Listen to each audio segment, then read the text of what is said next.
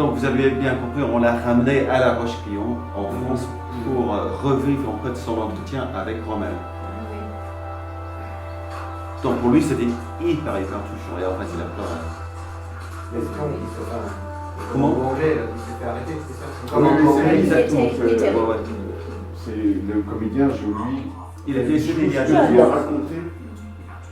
C'est lui, je Donc c'est exactement comme ça que ça s'est passé. Mais on ne voulait pas que lui il nous le dise, on voulait montrer justement.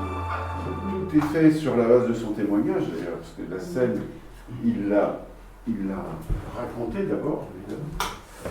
Et il ne parle pas. Le témoin est toujours.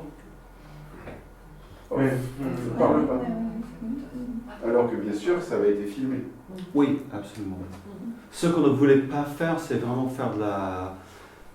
En anglais, on dirait vraiment des scènes d'illustration, où c'est lui qui dit « ça s'est passé comme ça » et on voit la scène.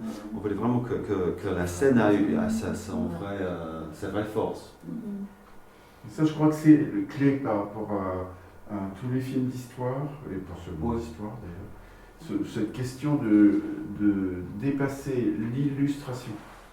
À un moment, il est en voix off et il ne parle pas. C'est ça qui a... Exactement. Il est silencieux, ça c'est... C'est le travail sur la mémoire un peu. C'est C'est ça. ça que des scénaristes, enfin de tout le monde à mon avis, c'est de trouver vraiment non seulement une esthétique pour votre film, mais aussi de trouver un peu le moteur du film. Donc cette histoire de mémoire, c'est quelque chose qui est venu assez tard dans le développement. Ce n'était pas quelque chose où on se disait 6 mois avant le tournage, moi j'étais pas là, j'imagine que toi tu l'as vu 1000 fois, où très souvent on trouve le moteur d'un film que dans la salle de montage.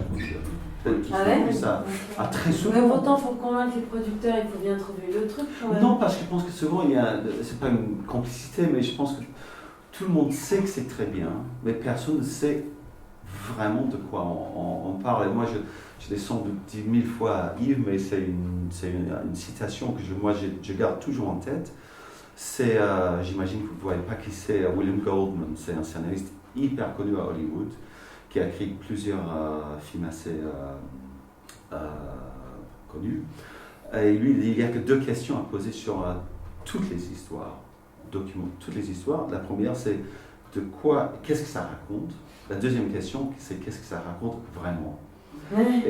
C'est banal, mais en même temps, c'est pas faux. Et je pense qu'on peut tous se tromper pendant très très longtemps. Et tout d'un coup, c'est dans la salle de montage, on a un moment de déclic, on se dit oh, mince, c'est ça que je cherche à raconter. Mais c'est important en termes de choix de matériaux, d'outils, pour quand on a ce moment de déclic, pour pouvoir dire heureusement que j'ai les outils pour raconter. Oui, parce que sinon si on n'a pas les outils, on peut faire.